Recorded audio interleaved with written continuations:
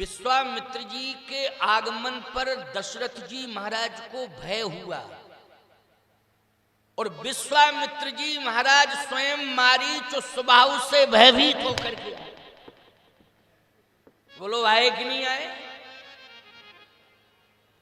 मारीच स्वभाव, ये बात मैं अपने मन से नहीं कह रहा हूं। रामायण आप पढ़ते हैं, सुनते भी हैं, बरसों से सुन रहे हैं, घर घर में रामायण है। मैं नहीं कह रहा हूं, तुलसीदास जी कह रहे हैं। जय ही जप जोग जग मुनि करही,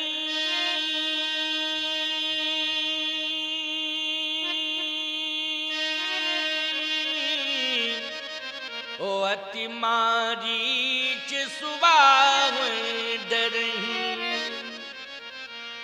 क्यों भाई, लिखा कि नहीं लिखा? अति मारीच स्वभाव डरही। विश्वामित्र जी स्वयं डरे हुए चले आ रहे हैं, स्वयं भयभीत हैं, भागे भागे चले आए। जब हरिश्चंद्र जी के समय आए थे तब भयभीत होकर नहीं आए थे। हरिश्चंद्र के राज्य में क्यों भाई भयभीत होके आए थे क्या? नहीं आए थे, निर्भय होके आए थे। आज मारी स्वभाव से भयभीत होकर आ रहे हैं, भय खाते हुए चले आ रहे हैं। इतने भयभीत हैं कि अब अयोध्या बिना पहुंचे हमारा जीवन सुरक्षित रहने वाला नहीं, अयोध्या हमें पहुंचना ही पड़ेगा।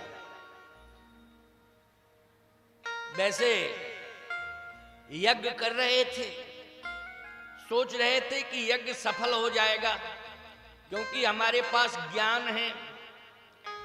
हमारे पास केवल ज्ञान ही नहीं है, हमारे पास शक्ति भी है।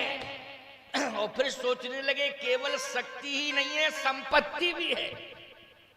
हम कोरे कोरे बाबा नहीं हैं, हम तो राजा थे, साधु बन गए। आजकल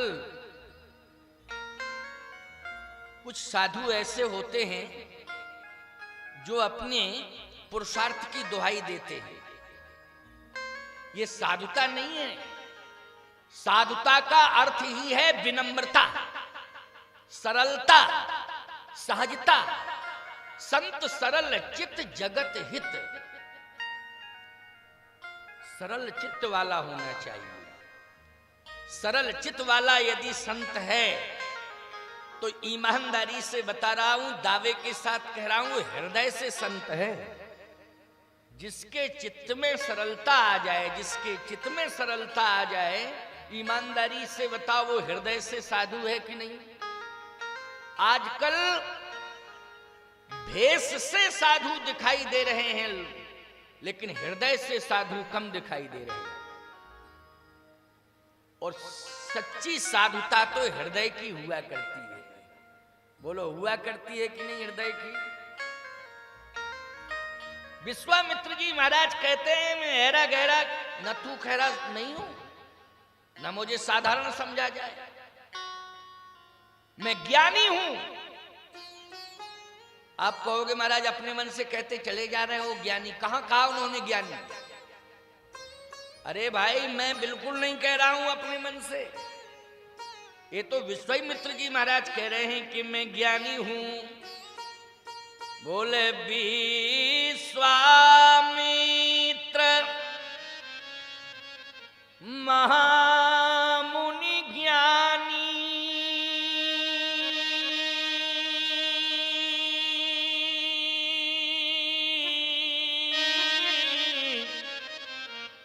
बसहि विपिन शुभ आश्रम जानी।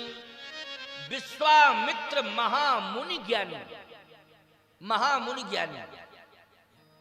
अब बोलो भाई ये रामचरितमानस की चौपाई है कि हमने अपने मन से बना ली? ये रामायण की चौपाई है, अपने मन से मैंने नहीं बनाई। तुलसीदास जी महाराज ने लिखा है, इसलिए मैं बोल रहा हूं। और यदि कोई व्यक्ति तुलसीदास जी महाराज की रामायण को चैलेंज कर दे तो याद रखना वो अपराधी माना जाता है, उससे सजा मिलती है। इसलिए कभी हम टिप्पणी नहीं कर सकते विश्वामित्र महामुनि ज्ञानी। ये महामुनि हैं और ज्ञानी हैं, इसका मतलब है कि अपने आप को ज्ञानी भी सिद्ध कर रहे हैं और मुनि नहीं महामुनि सिद्ध कर रहे हैं। और साधारण नहीं है, संपत्ति तो इतनी भरी पड़ी है कि राज्य छोड़ के आए, जब जरूरत पड़े तब उनके पास संपत्ति आ जाएगी। लेकिन फिर भी मारीच स्वभाव से डर रहे हैं। बोलो डर रहे हैं कि नहीं? एक बात आपको बतावें, आप यदि संत हैं, संत यदि डरता है तो अपने दोषों से डरता है। किससे डरता है? दोषों से। संसार में संत को कोई डरा नहीं सकता है, कोई भयभीत नहीं कर सकता है, लेकिन जिस दिन साधु के अंदर दोष आ जाएगा अपने आप भयभीत हो जाएगा, वो अपने आप भयभीत हो जाएगा।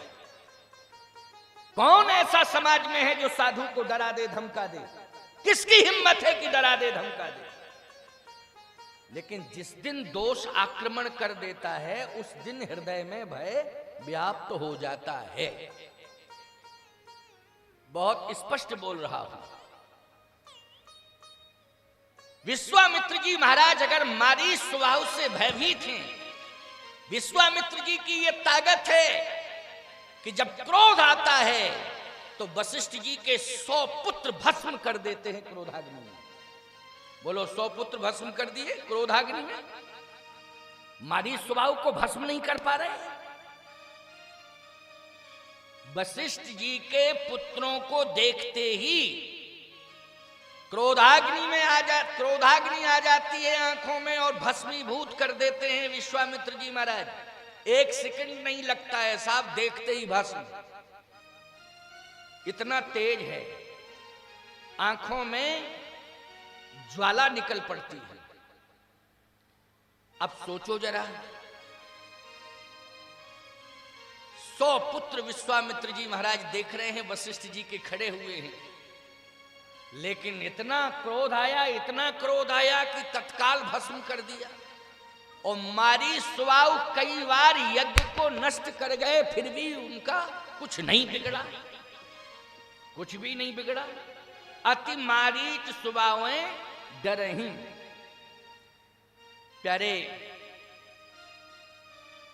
वशिष्ठ जी के जो पुत्र हैं ना, ये तपस्वी महापुरुष के पुत्र हैं। बोलो भाई किसके पुत्र हैं? तपस्वी महापुरुष के पुत्र हैं कि नहीं? आपके बेटे में अगर संस्कार है तो माता पिता गुरु इन सबकी बात सह लेगा, लेकिन पलटवार नहीं करेगा। बोलो भैया यही बात है कि नहीं? बात सह लेगा, क्रोध सह लेगा, बार को भी सह लेगा, लेकिन पलटवार नहीं करेगा। ये अच्छी संतान के लक्षण माने जाते हैं कि नहीं माने जाते? ये अच्छी संतान के लक्षण हैं। अच्छा, ये 100 बेटे थे किसके? किसके थे? वशिष्ठ जी के। हाँ, डरते क्यों हो? खुल के बोला करो। अच्छा, हमको सुनाई नहीं देता है, तुम बोल तो रहे हो। कमी हमारी है कि हम सुन नहीं पाते हैं, दोष आपको देते हैं, इसलिए गलती हमारी है ना? वशिष्ठ जी के ये पुत्र हैं, भस्म हो गए। लेकिन मारीच स्वभाव किसके बेटे हैं? ताड़का के। किसके बेटे हैं? ताड़का के बेटे हैं मारीच स्वभाव। ये ताड़का राक्षसी है। बोलो है राक्षसी की नहीं? और वशिष्ठ जी महाराज की धर्म पत्नी, ईमानदारी से बताओ, हम सबकी गुरु माता, बोलो साध्वी हैं कि नहीं? है साध्वी कि नहीं? तो साध्वी के द्वारा संतान प्रकट हो और राक्षसी के द्वारा प्रकट हो, बोलो जमीन आसमान का अंतर होगा कि नहीं होगा?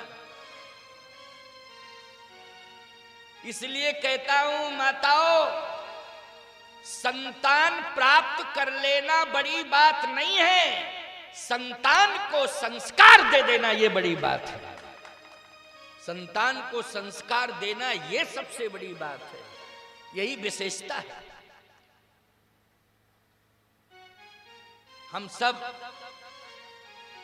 संतान को संस्कार दें। संपत्ति अंपत्ति देने के चक्कर में हम अपनी व्यस्त लाइफ कर चुके हैं, लेकिन वो संपत्ति विकास की परिकल्पना होती रहती है कि विकास करेंगे, संपत्ति से विकास करेंगे, लेकिन संस्कारों के अभाव में वो संपत्ति विनाश का कारण बन जाती है।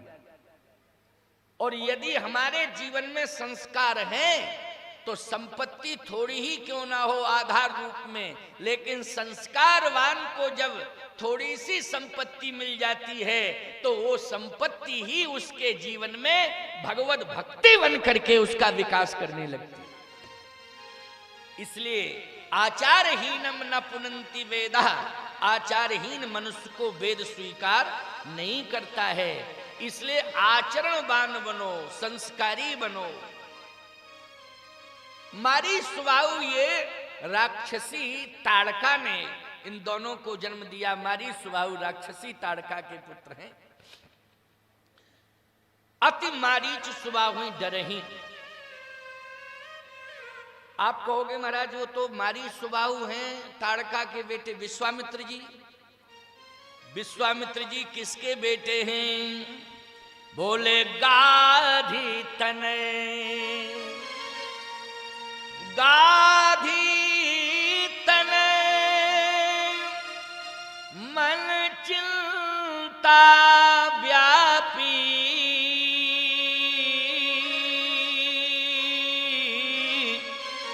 ओ हरि बिन मरही न निश्चर पापी। ये गाधी के पुत्र हैं। गाधी भी महात्मा है। तो फिर विश्वामित्र जी के जीवन में दोष क्या आ गया? देखो वो बहुत बड़े तपस्वी हैं, बहुत बड़े महापुरुष हैं, महात्मा हैं। हमारी क्या हिम्मत है कि हम उनमें दोष निकाल दें? लेकिन तुलसीदास जी महाराज भी किसी के प्रति ऐसा भाव नहीं रखते हैं कि दोषारोपण करने लग जाएं। लेकिन तुलसीदास जी महाराज कहते हैं मैंने जो कथा सुनी है वो अपने गुरुदेव के मुख से सुनी है। किसके मुख से सुनी है? अपने गुरुदेव के मुख से कथा सुनी है। और सत्य तो यह है कि सत्य कहो लिख कागज कोरे। हमारी कलम में ताकत नहीं है कि मैं रामचरितमानस को लिखूं, लेकिन गुरुदेव की कृपा से सपने उस सांचे मोह पर, फिर उन्होंने एक दोहे से स्पष्टीकरण भी दिया कि सपने उस सांचे मोह पर जो हर गौर पसाओ। कह गुरुदेव की वाणी से मैंने कथा सुनी थी, लेकिन लिखने की क्षमता मेरे हाथों में नहीं थी, क्योंकि गुरुदेव की वाणी से मैं कथा तो सुन चुका था लेकिन लिख नहीं पा रहा था। तो भगवान शंकर ने और भगवती मां पार्वती जी ने दोनों ने कृपा कर दी और अपने 11वें रुद्र में भगवान शिव ने हनुमान जी को भेज करके मेरे हाथ को पकड़ के रामचरितमानस की रचना करवा दी। हनुमान जी ने स्वयं तुलसीदास जी का हाथ पकड़ लिया और हाथ पकड़ के रामचरितमानस की रचना करवा दी। ये भगवान शिव की कृपा है, मां पार्वती जी की कृपा है। सपने उस सांचे मोह पर जो हर गौर पसाओ। भगवान शिव और पार्वती।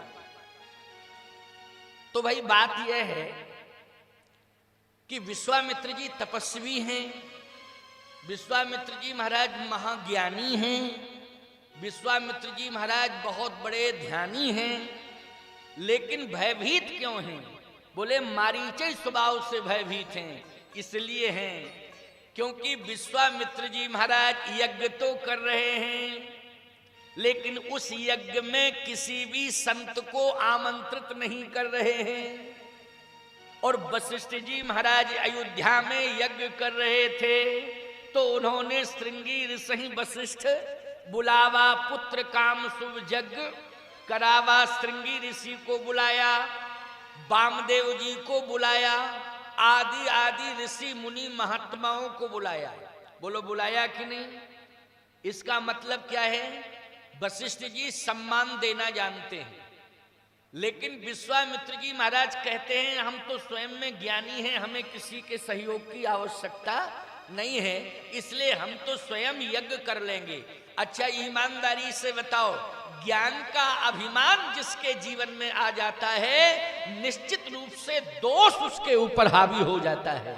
बोलो दोष हावी हो जाता है कि नहीं? और जब दोष हावी हो जाता है जीवन में, तो निश्चित रूप से अंतःकरण में भय व्याप्त हो जाता है। प्यारे, आज विश्वामित्र जी महाराज भयभीत हैं। अति मारीच स्वभावें डरहि, मारी स्वभाव से डर रहे हैं। कहे यज्ञ तो हमारा सफल नहीं हो सकता है, लेकिन एक ही उपाय है कि मुझे अयोध्या जाना चाहिए, और अयोध्या में मैंने सुना है कि परब्रह्म परमात्मा का जन्म हुआ है, इसलिए जब परब्रह्म परमात्मा जाकर नाम सुनत सो होई, मोरे ग्रह आवा प्रभु सोई। प्रभु मानी परमात्मा। देखो भैया एक बात आपको बताएं, आजकल महात्मा लोग भी यज्ञ करते हैं, तो उस यज्ञ में प्रभुता को माध्यम बना लेते हैं। किसको? प्रभुता को। लेकिन यज्ञ में माध्यम बनाना चाहिए प्रभु को। अगर प्रभु माध्यम बन गए तो समझ लो प्रभुता तो दासी है। क्यों भाई, है कि नहीं? भगवान की दासी है प्रभुता। प्रभु की दासी कौन है? प्रभुता। लेकिन लोग प्रभुता को प्राथमिकता देते हैं, प्रभु का चिंतन छोड़ देते हैं, विफलता हाथ लगती है। और मैं कहता हूं कि प्रभुता को छोड़ो, बस प्रभु को स्वीकार कर लो। अगर प्रभुता छोड़ करके प्रभु को स्वीकार, क्योंकि प्रभुता को प्राथमिकता देना ही दोष है। बोलो है दोष की नहीं? और प्रभुता छोड़ करके प्रभु को प्राप्त करने का संकल्प लेना ही आपके हमारे और सबके जीवन का क्या है? ये गुण है। बोलो है कि नहीं? ये क्या है? हम सबका गुण है।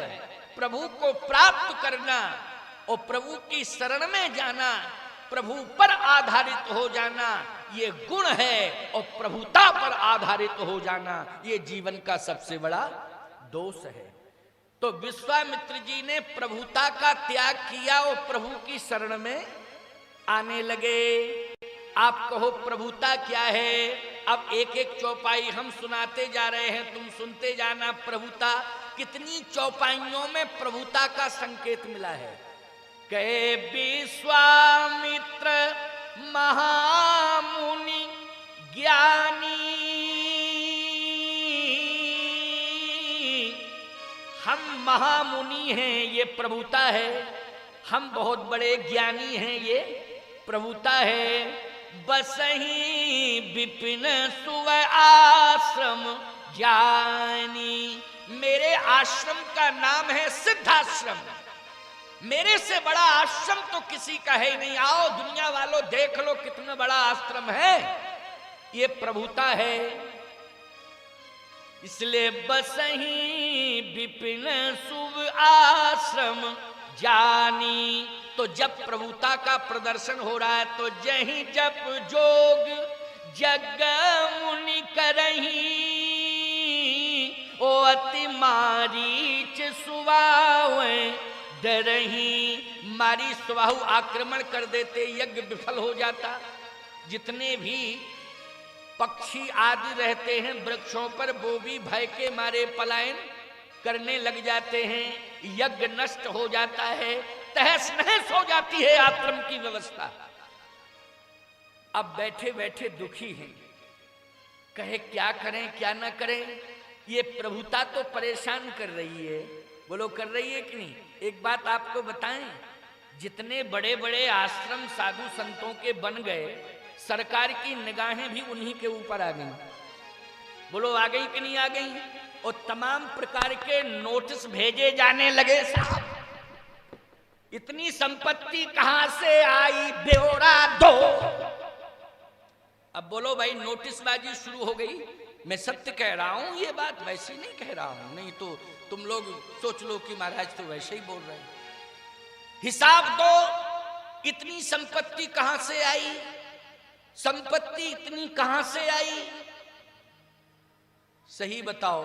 इस प्रभुता के चक्कर में अनेक प्रकार की व्यवस्थाएं ऐसी सामने आ गई कि जिन व्यवस्थाओं में ही व्यक्ति और साधु व्यस्त हो गया, भजन छूट गया।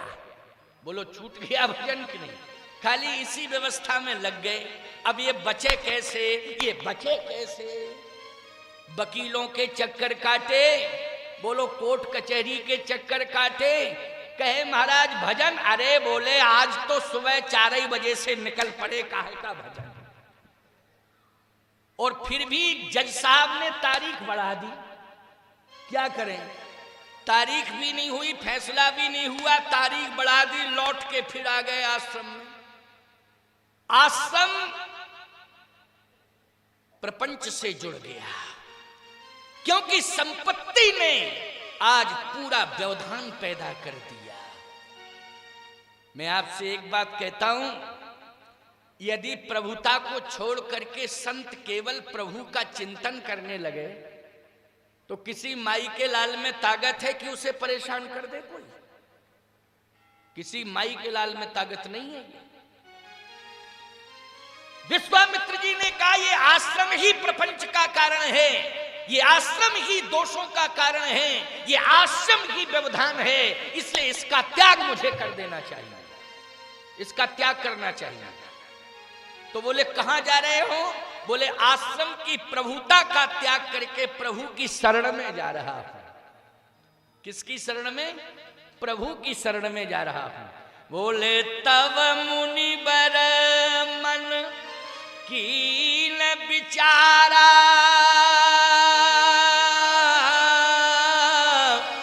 ओ प्रभु अवतरे उहरन मही भारा। तब मुनिवर मन कीन विचारा, तब मुनिवर मन कीन विचारा। बोलो विचार किया कि नहीं किया? प्रभु अवतरे उहरन मही भारा, प्रभु की शरण में जाना चाहिए। और जब प्रभु की शरण में, प्रभु की शरण में याद रखना, जब प्रभु की याद आई, आश्रम छोड़ के प्रभु की शरण में चल दिए। मैं कहता हूं प्रभुता दूर होती जा रही है और प्रभु नजदीक आते जा रहे हैं। प्रभुता दूर होती जा रही है और प्रभु नजदीक आते जा रहे हैं। प्रमाण क्या है प्रभुता का? बोले आश्रम में थे तो विश्वामित्र महामुनि ज्ञानी, ओ बसहि विपिन सुआश्रम जानी। अब महा हट गई। बोले तब मुनिवर मन कीन विचारा, ओ प्रभु अवतर उहरन मही भारा। अब मुनिवर हो गए, लेकिन जैसे ही अयोध्या में पहुंचे तो मुनिवर भी हट गया। मुनियागमन, केवल मुनियागमन सुना जब राजा, तो मिलन गए विप्र समाजा। कर दंडवत मुनि सन्मानी, और निज आसन बैठा रे आनी। अब यहां पर भी बड़ा सुंदर चिंतन है। कर दंडवत मुनि सन्मानी, सम्मान किया महाराज दशरथ ने, करना भी चाहिए। लेकिन विश्वामित्र जी सोच रहे कि अरे मैं सम्मान लेने के लिए नहीं आया था, मैं तो भगवान लेने आया था। अच्छा एक बात बताओ, हम बाबा जी बने तो सम्मान लेने के लिए कि भगवान को लेने के लिए? बोलो, सम्मान पान, ये लक्ष्य बिल्कुल सत्य कह रहा हूं। जब संत बने, बचपन में ही बन गए थे, छोटी उम्र में, यही लक्ष्य था कि भगवान मिले। लेकिन मिलने लगा सम्मान। बोलो क्या मिलने लगा? सम्मान। और सम्मान के चक्कर में अभी तक भगवान नहीं मिले। यही चक्कर है, मैं सत्य कह रहा हूं आपसे। अब देखो कब मिलते हैं, अब कब मिलते हैं, इंतजार तो है कि कब मिलते हैं क्यों भाई? लेकिन सत्य तो ये कि सम्मान तो बढ़ा और बढ़ता ही जा रहा है, लेकिन भगवान का पता ही नहीं चल रहा। लोग कहते हैं महाराज आप तो कामतानाथ जी की चरण शरण में रहते हैं। हम कहते हैं कि कामतानाथ जी की चरण शरण में रहता हूं, और कामतानाथ जी ने अपनी शरण में बुला भी लिया, लेकिन जैसे ही मैं शरण में पहुंचा तैसे ही कह दिया नदी गांव जाओ कथा कहने के लिए। बोलो भाई है? कुछ ऐसी कंडीशनें आती हैं, मैं सत्य कह रहा हूं, मैं इस मंच पर बैठ करके सत्य बोल रहा हूं, हृदय की बात बता रहा हूं कि अमावस्या के दिन लाखों लाख भक्त कामतानाथ जी के दरबार में पहुंचते हैं, लेकिन हम नहीं रह पाते हैं वहां, हम नहीं रह पाते हैं।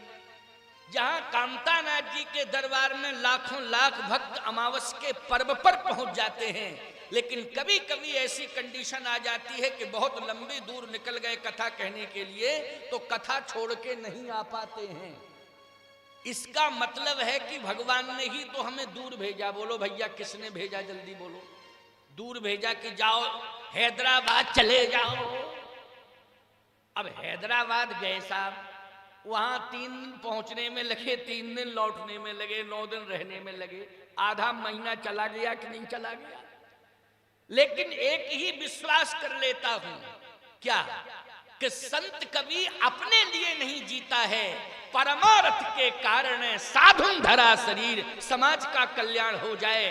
भले ही हम भगवान के चरणों से उनकी आज्ञा पा करके दूर चले जाएं, लेकिन वहां के भक्त राम कथा सुन करके राम चरणों से जुड़ जाएं। बस ये लक्ष्य लेकर के निकल पड़ता हूं कि भगवान के भक्त बन जाएं, भगवान के चरणों से जुड़ जाएं। परमार्थ के कारण साधुन धरा शरीर, बस इसी में संतोष है। और मैं कहता हूं कि अगर ये परमार्थ वाणी से हो रहा है, वाणी के माध्यम से ये परमार्थ हो रहा है, तो मैं विश्वास के साथ कहता हूं कि भगवान मिलेंगे मिलेंगे, भले ही अंतिम श्वास निकलने तक मिले, लेकिन मिलेंगे जरूर, ये मुझे विश्वास मेरा हटा नहीं है, विश्वास मेरा हटा नहीं है। भगवान के प्रति विश्वास बढ़ता जा रहा है, बस इतनी बात जरूर है, विश्वास बढ़ता ही जा रहा है।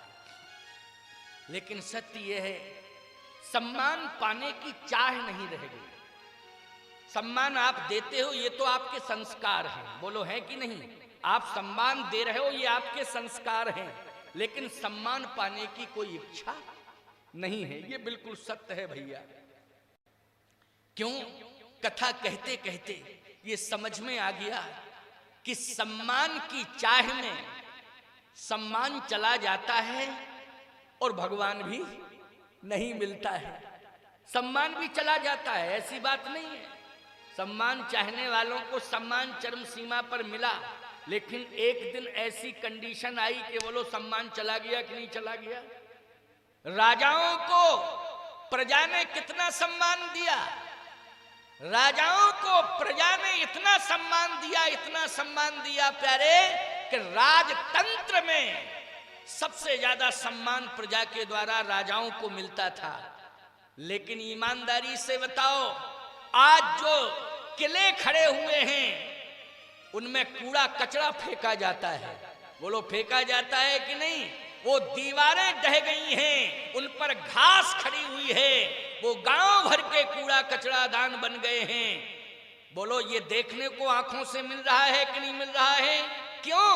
वहां सम्मान की चाह में राजाओं ने अपने लक्ष्य को बना लिया कि हमें सम्मान मिलना चाहिए, लेकिन भगवान को पाने की चाह नहीं रही, सम्मान को पाने की चाह रही।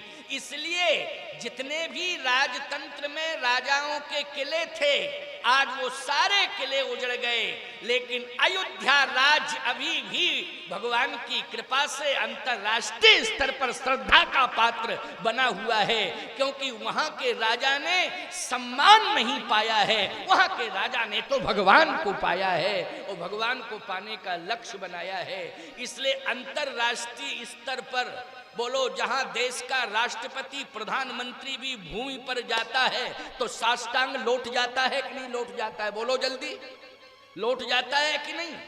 लेकिन और किले देख लीजिए आप हिंदुस्तान के, जहां जहां भी हों, भलो ईमानदारी से लोग सिर झुका के नहीं सिर उठा के देखते हैं। ये दशा हो गई, ये हो गया, सिर उठा के देखते हैं लोग, देखते हैं कि नहीं?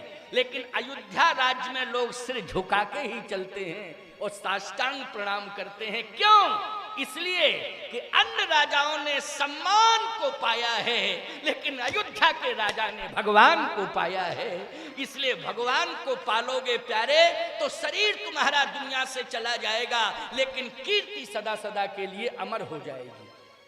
इसलिए सम्मान पाने की इच्छा मत रखो, भगवान को पाने की इच्छा रखो। आज विश्वामित्र जी महाराज भगवान पाने की इच्छा लेकर के अयोध्या में आए। बोलो आए कि नहीं आए? भगवान पाने की इच्छा लेकर के अयोध्या में आए और जैसे ही आए तो राजा ने साष्टांग प्रणाम किया, कर दंडवत अरे मुनहि सन्मानी और निज आसन बैठा रही आनी। आश्चर्य तो और बढ़ गया। अरे एक तो राजा साष्टांग प्रणाम कर रहा है, चलो ये संस्कार है, लेकिन इस राजा ने तो गजबई कर दिया। क्या? बोले अपने सिंहासन पर बिठा दिया, सिंहासन पर। क्यों भैया? इस मंच पर कोई महात्मा आ जाए, आदरणीय सम्माननीय, तो हम अपनी बराबरी से बगल में एक ऊंचा आसन बनवा देंगे, ठीक है ना भैया, और बिठाल देंगे। लेकिन चाहे हमसे भी श्रेष्ठ महात्मा क्यों ना आ जाए, उससे हम अपने से ऊंचा आसन बनवा के बिठाल देंगे। लेकिन भैया ये कामदगिरि पीठ का जो हमें प्रमाणित सिंहासन मिला है, क्या इस पर हम बिठाल सकते हैं? जल्दी बोलो। हमारी समझ में तो नहीं, क्योंकि इसको हमने नियमानुसार लिया है। हाँ, इस पर बिठाल सकते हैं, जब उस नियम की पूर्ति हो जाएगी तो बिठाल देंगे। क्यों भाई, बिठालने की परंपरा है कि नहीं? परंतु ये पीठ का सिंहासन परंपरा से चला आ रहा है, नियमानुसार मुझे मिला है। मैं भी किसी को दूंगा तो नियमानुसार दूंगा, लेकिन जब तक वो नियम पूरा नहीं कर लूंगा तब तक सिंहासन को छोड़ने का क्या मेरा नैतिक धर्म है? बोलो, ये नियम नहीं है। महाराज श्री दशरथ अयोध्या के सिंहासन पर बैठने के अधिकारी हैं, क्योंकि नियम पूर्वक उन्हें अयोध्या का सिंहासन मिला है। और जब नियम पूर्वक अयोध्या का सिंहासन मिला है तो अयोध्या के सिंहासन पर किसी और को बिठाल सकते हैं क्या? बोलो भाई, बिठाल सकते हैं क्या? और मैं कहता हूं कि व्यक्तित्व का मूल्यांकन किया जाए तो वशिष्ठ जी महाराज के व्यक्तित्व के आगे विश्वामित्र जी का व्यक्तित्व बौना है साहब। बोलो, है बौना कि नहीं? छोटा व्यक्तित्व है, लेकिन प्रमाण दे रहा हूं, सम्मान हुआ है वशिष्ठ जी महाराज का, लेकिन अयोध्या के सिंहासन पर बैठ करके नहीं हुआ। वशिष्ठ जी ने सिंहासन पर बिठाया तो है, लेकिन कभी वशिष्ठ जी सिंहासन पर बैठे नहीं है। प्रथम तिलक वशिष्ठ मुनि कीना। बोलो भाई, वशिष्ठ जी के द्वारा जब तिलक होता है तभी राजा बैठता है सिंहासन पर। पहला तिलक कौन करता है? बोलो भाई, पहला तिलक वशिष्ठ जी करते हैं कि नहीं? तो वशिष्ठ जी के द्वारा सिंहासन पर बिठाया तो जाता है राजा, बिना उनके तिलक किए कोई राजा बैठ नहीं सकता है इक्ष्वाकु वंश के सिंहासन पर, लेकिन कभी बैठे नहीं है। परंतु आज बोलो ईमानदारी से, विश्वामित्र जी सिंहासन पर बैठे कि नहीं बैठे? बैठे। और बिठाया किसने है? किसने बिठाया? कल्याण सिंह ने। तो बोलते क्यों नहीं हो ठीक से यार? चुपचाप बैठे रहते हो। बिठाया किसने? बोले महाराज दशरथ ने, दशरथ जी ने बिठाया। तो जब दशरथ जी ने स्वयं बिठाया तो कल्पना करो आप, क्या किसी नियम का पालन किया? उसमें नियम पूर्वक बिठाया क्या?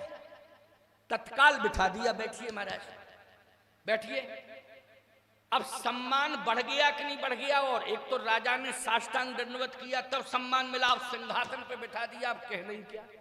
और सुनो भैया, सिंहासन पर केवल बिठाया ही नहीं विश्वामित्र जी को, फिर चरण पखार की नयति पूजा। बोलो सम्मान में सम्मान बढ़ा कि नहीं? सम्मान में सम्मान बढ़ा। चरण पखार कीनयति पूजा, मौसम आज धन नहीं दूजा। आरती कर रहे हैं, चरण पखार रहे हैं, स्तुति कर रहे हैं और कहते हैं मेरे समान आज कोई धन नहीं है, आपको मैंने पा लिया। बोलो सम्मान पराकाष्ठा पर पहुंच गया? पहुंच गया कि नहीं? अब कौन कसर रह गई? कसर रह गई कोई? थोड़ी एक कसर रह गई थी। क्या? कि राजा सिंहासन पर ही नहीं बैठता है, केवल सिंहासन पर बैठने के बाद 56 प्रकार के व्यंजन आते हैं उसके सामने। हाँ, ऐसे थोड़ी 56 प्रकार के व्यंजन आते हैं उसके सामने। तो यही कसर रह गई थी, वो भी पूरी हो गई। बेविधि भांति भोजन। बोलो कसर पूरी हो गई कि नहीं? बेविधि भांति भोजन करवावा, मुनिवर हरस हृदय सुख पावा। 56 प्रकार के व्यंजन आ गए सोने के थाल में सज के। बोलो सम्मान चरम सीमा पर पहुंच गया कि नहीं पहुंच गया? अब क्या कसर रह गई साहब? लेकिन 56 व्यंजन खाने आए थे कि भगवान पाने आए थे? ये बताओ, व्यंजन खाने आए थे कि भगवान को पाने आए थे? भगवान को पाने आए थे कि नहीं? लेकिन व्यंजन आ गए, 56 प्रकार के आ गए व्यंजन। चूंकि तुलसी दल पड़ा था इसलिए वो प्रसाद भी था। क्या था कि अयोध्या में जब भोजन बनता है ना रसोई में, तो रंगनाथ जी वहां के मुख्य देवता हैं। कौन है? रंगनाथ जी। तो रंग जी को भोग लगता है, तो रंग जी को जब भोग लगेगा तुलसी दल पड़ेगा भैया, और तुलसी दल पड़ेगा तो बोलो वो प्रसाद बन जाएगा कि नहीं? तो प्रसाद पाने से, व्यंजन पाने से सुख नहीं मिला, प्रसाद पाने से सुख मिला। चलो भगवान का प्रसाद मिल गया। आप लोगों के घरों में भी ये नियम है ज्यादातर कि भोजन बनता है तो बोलो गौग्रास निकाला जाता होगा ना? हाँ, सबने कहा निकाला जाता है। गौग्रास निकल गया साहब। अच्छा भाई, ठाकुर जी छोटे छोटे विग्रह में सबके घरों में होते हैं ना? निश्चित रूप से हमें विश्वास है कि भोग लगाया जाता होगा तुलसी दल डाल के। ये परंपरा है, ये रामायण की परंपरा, भागवत की परंपरा, ग्रंथों की परंपरा, वेदों की परंपरा, ऋषि मुनि महात्माओं की परंपरा, आचार्यों की परंपरा है कि भगवान का भोग जरूर लगाना चाहिए। बिना भोग के भोजन व्यर्थ है। लेकिन सबने ऐसे तो कर दिया है कि हाँ, हम लोग निश्चित रूप से ऐसा ही करती हैं, और आप भी थोड़ा इशारा कर रहे हो, हाँ करते हैं हम लोग। ऐसा करना भी चाहिए, निश्चित रूप से करना चाहिए। हम सबसे पहले जिसके घर में भोजन करने जाते हैं तो तुलसी दल देखते हैं कि पड़ा है कि नहीं पड़ा है तुलसी दल। और नहीं पड़ा होता है भैया तो ये तुलसी की माला डाले रहते, सुशील छुआ देते। लो क्या करें? हाँ, नहीं है तो ये तुलसी की माला है, स्पर्श करा देते हैं। लेकिन तुलसी घर घर में होनी चाहिए, क्योंकि बिना तुलसी के बीमारी दूर नहीं हो सकती है, नंबर 1। और बिना तुलसी के भगवान नहीं आ सकते, नंबर 2। और बिना तुलसी के आपके घर में संत प्रसाद ग्रहण नहीं कर सकते हैं। इसलिए तुलसी का होना तो अनिवार्य। तुलसी की कृपा होती है, तुलसी एक औषधि के रूप में होती है, तो औषधि भी है और भगवान की हरिप्रिया है। तुलसी का नाम क्या है? हरिप्रिया। ये भगवान की प्रिय है, भगवान इनके बिना रह नहीं सकते, इसलिए हरिप्रिया है। तो भैया तुलसीदास जी महाराज कहते हैं कि तुलसी दल पड़ा था, इसलिए वो व्यंजन तो विभिन्न प्रकार के थे, लेकिन प्रसाद समझ करके मुनिवर हरस हृदय सुख पावा। लेकिन सत्यता तो ये है कि व्यंजन व्यंजन पाने से न तो व्यंजन पाने आए थे, न चरण धुलवाने आए थे, न आरती करवाने आए थे भगवान को पाने के लिए। भगवान दिखाई नहीं दिए। दशरथ जी ने कहा महाराज आपका सम्मान भी हुआ, भोजन प्रसाद भी हुआ, हम सबने मिलकर आरती उतारी, स्तुति गायन किया, लेकिन इसके बाद भी आपने वाणी से प्रसन्नता व्यक्त नहीं की। मुनिवर हरस हृदय, हृदय तो प्रसन्न हुआ, लेकिन हृदय की प्रसन्नता और वाणी की प्रसन्नता बोलो होती है कि नहीं होती है? हृदय प्रसन्न हो जाए, सामने वाला नहीं समझ पाएगा कि कंडीशन क्या है, लेकिन वाणी से प्रसन्नता निकल पड़े तो सामने वाला समझ लेता है वाह वाह वाह, बहुत अच्छा बहुत अच्छा, देखो महाराज ने अपनी वाणी से कह दिया है ना। तो वाणी से एक शब्द भी नहीं निकल रहा है। आखिर महाराज कारण क्या है? सही बताओ, कारण क्या है? कहीं कारण आगमन तुम्हारा, आने का कारण क्या है? कारण बताओ। विश्वामित्र जी ने कहा दशरथ आने का कारण तुम नहीं समझ पाए। कहे महाराज आने का कारण हम क्या समझ पाएंगे, हम तो यही समझ रहे आपने कृपा की है, आप आ गए तो मेरे ऊपर कृपा हो गई। लेकिन सत्य तो यह है कि सिंहासन यदि छोड़ा गया, वैसे आरती उतारना, चरण धोना, भोजन करवाना, ये श्रद्धा की बात है, बोलो है। और तत्काल ही सिंहासन छोड़ देना और राजपाट वैभव सब कुछ दे देना, बिना किसी शर्त के, मांगा नहीं, बिना ही मांगे, और एकदम त्याग दिया, सिंहासन पर बिठा दिया। ईमानदारी से बताओ इसमें भाव प्रतीत हो रहा है कि भय?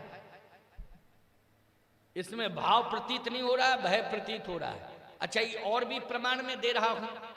चलिए वशिष्ठ जी महाराज तो नित्य निवास करते हैं अयोध्या में, लेकिन वामदेव जी पधारे, श्रृंगी ऋषि पधारे, और भी ऋषि मुनि महात्मा पधारे अयोध्या में। किसी भी ग्रंथ में, पुराण में प्रमाण कोई माई का लाल बता दे कि सिंहासन छोड़ा गया हो। लेकिन विश्वामित्र के लिए सिंहासन क्यों छोड़ा गया?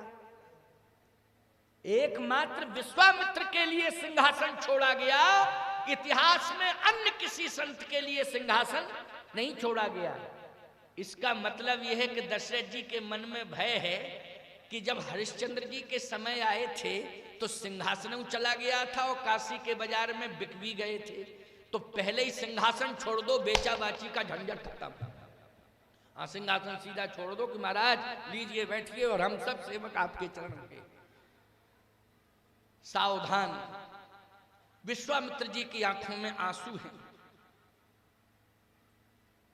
आंखों में आंसू, झरझर झरझर झरझर झरझर आंसू गिर रहे हैं। महाराज दशरथ ने कहा कि आपकी आंखों में आंसू गिर रहे हैं, मतलब यह है, सिद्ध हो रहा है कि अंतर वेदना है।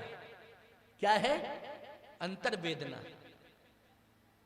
आपकी आंखों में आंसू गिरते हो, आपको हम भोजन करावें, आपकी हम आरती उतारें, आपका सम्मान करें, और आपकी आंखों से आंसू निकलते हो, तो इसका मतलब यही होता है कि नहीं, अंतर वेदना।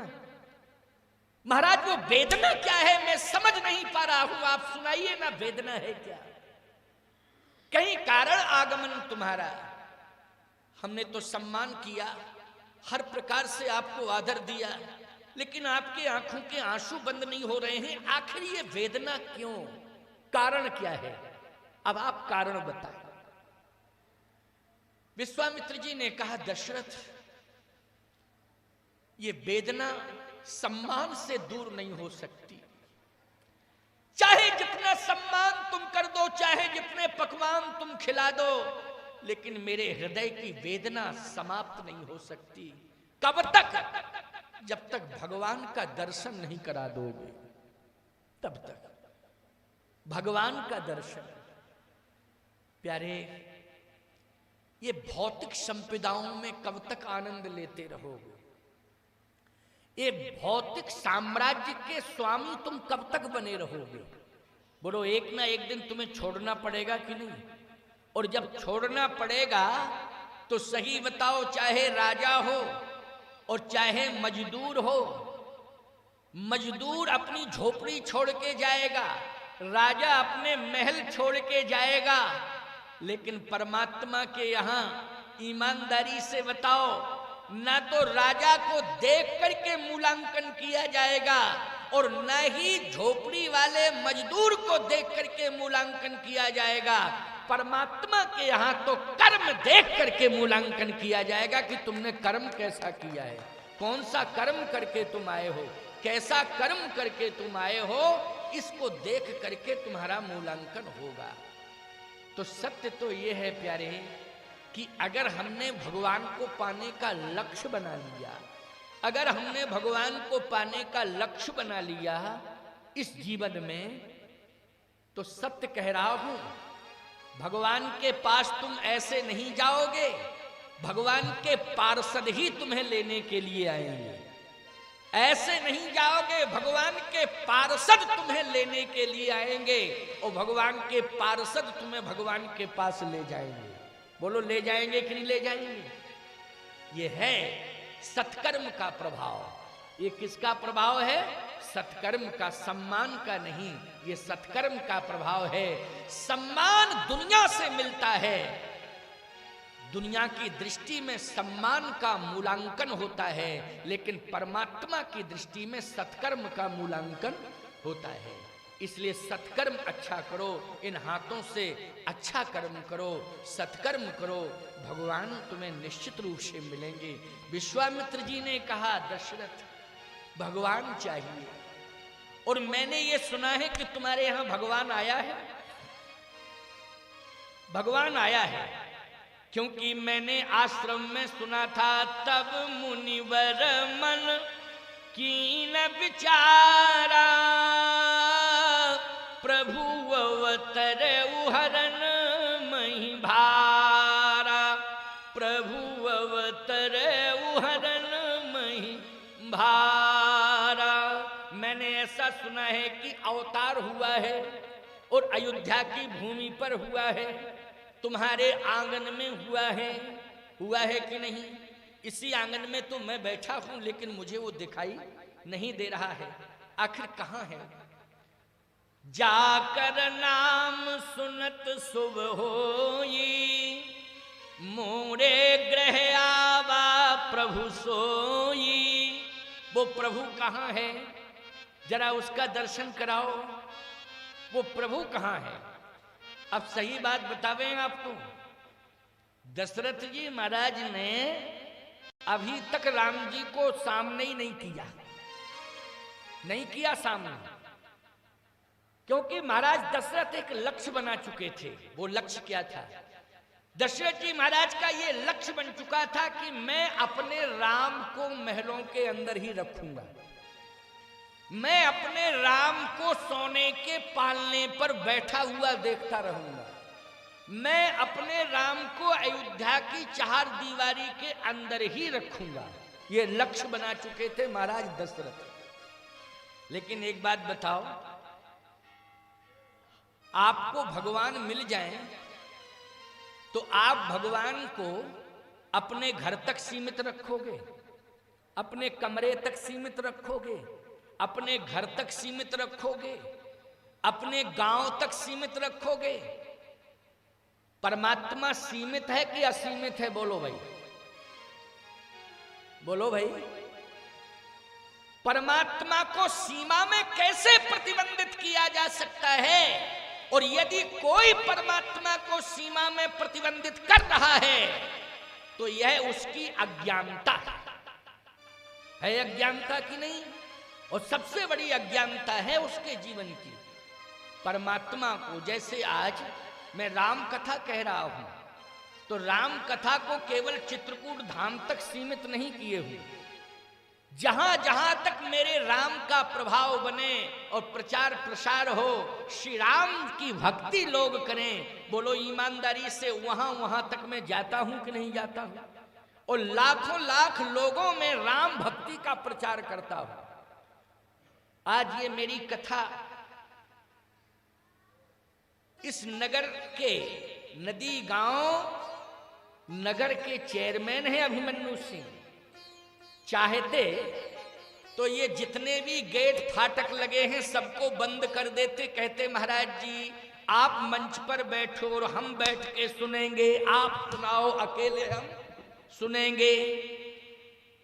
तो भैया ये भी ठीक है, संभव था हम सुना देते, हमें कोई दिक्कत नहीं। लेकिन ईमानदारी से बताओ, सारे रास्ते खुल गए और चैलेंज के साथ कहा जा रहा है, अनाउंस किया जा रहा है, घोषणाएं की जा रही हैं कि भैया घर द्वार परिवार छोड़ करके भगवान की कथा सुनने के लिए आओ, हर शंकरी माता के चरणार बिंदों में बैठ करके कथा सुनने आओ। ये आश्रम केवल मेरा व्यक्तिगत नहीं है, ये आश्रम जितने भी हर शंकरी माता के भक्त हैं उन सभी भक्तों के लिए खुला हुआ है, उनके घर का उत्सव है, हर शंकरी माता के घर का उत्सव है। इस उत्सव में जितने भी भक्त हों सभी आवे, हम हाथ जोड़ के प्रार्थना कर रहे हैं।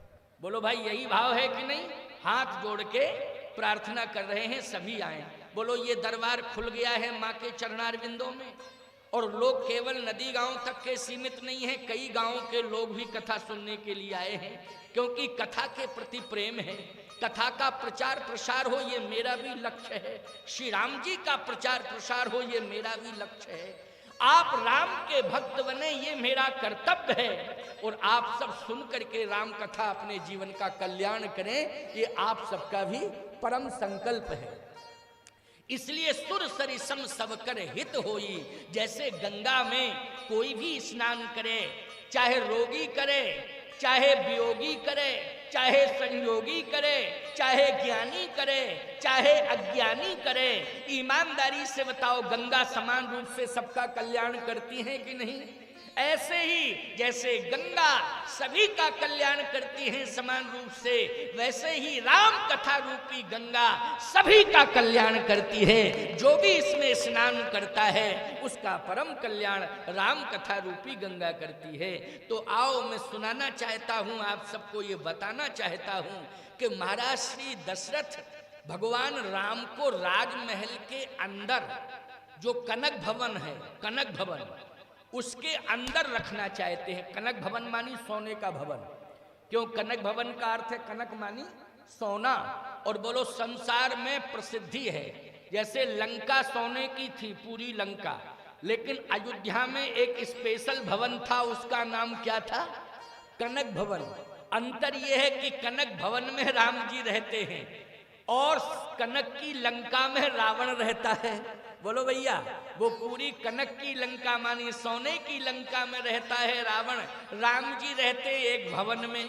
लेकिन राम जी उस कनक भवन में रहना नहीं चाहते हैं, लेकिन ये राजा की मानसिकता है कि वो परब्रह्म परमात्मा को सोने के बीच में रखना चाहता है।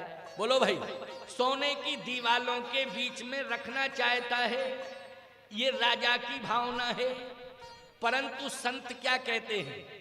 भगवान सोने के भवन में रहने के लिए नहीं आते हैं, भगवान महल की चार दीवारी के अंदर रहने के लिए नहीं आते हैं, भगवान सोने के पालने में झूलने के लिए नहीं आते हैं, भगवान किसी राज्य के राजा बनने के लिए नहीं आते हैं, भगवान तो भक्तों की रक्षा करने के लिए आते हैं। जहां जहां भक्त रहते हैं भगवान वहां पहुंच करके उनका कल्याण करते हैं। बोलो भगवान इसीलिए आते हैं कि नहीं आते हैं? लेकिन आज अयोध्या के सम्राट ने, महाराज दशरथ ने भगवान राम को सोने के भवन में बंद कर दिया, कनक भवन में। प्रमाण है ना कनक भवन का, अयोध्या का कनक भवन में। विश्वामित्र जी बोले सोने के सिंहासन पर मुझे बिठा दिया, लेकिन वो भगवान कहाँ है? जरा उस भगवान का दर्शन तो कराओ। तुम्हारे घर में भगवान आया है, जरा भगवान को सामने लाओ। दशरथ जी महाराज ने कहा कि आपने भोजन प्रसाद पा लिया, विश्राम कर लो। तो कहे राम काज कीने बिना मोए कहां विश्राम। जैसे हनुमान जी कह रहे हैं राम काज कीने बिना मोए कहां विश्राम, वैसे ही तो हर साधु कहता है राम काज कीने बिना मोए कहां विश्राम। हमें राम का दर्शन भी करना है और राम का काज भी करना है। विश्राम किस बात का?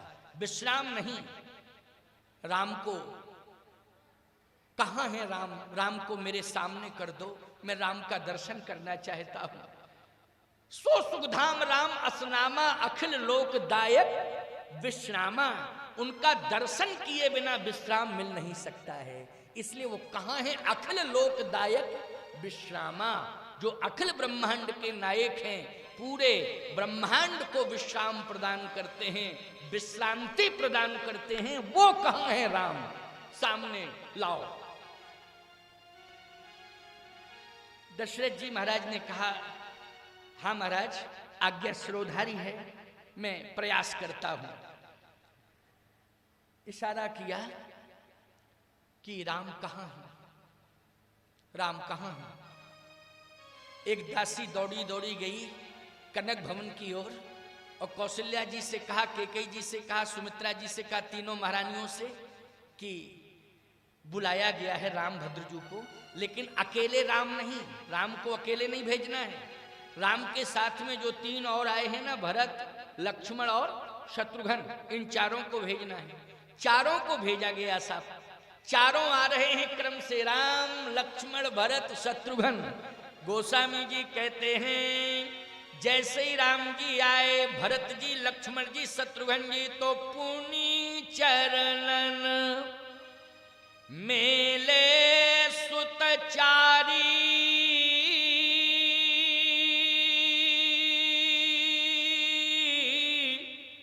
क्यों भाई? प्रमाण चार का है कि अकेले राम जी का है? चार का प्रमाण है। चारों को एक साथ लिटा दिया, साष्टांग प्रणिपात कराया, राम लक्ष्मण भरत शत्रुघ्न। कहे पुनि चरणन मेले सुतचारी।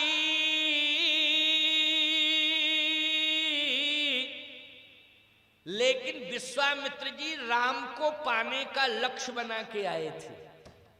बोलो किसको प्राप्त करने का लक्ष्य बना के आए थे? केवल राम को। इसलिए राम देख मुनि बिरति बिसारी।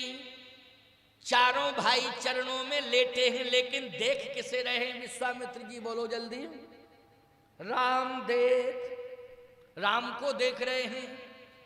जबकि भरत राम कई अनुहारी।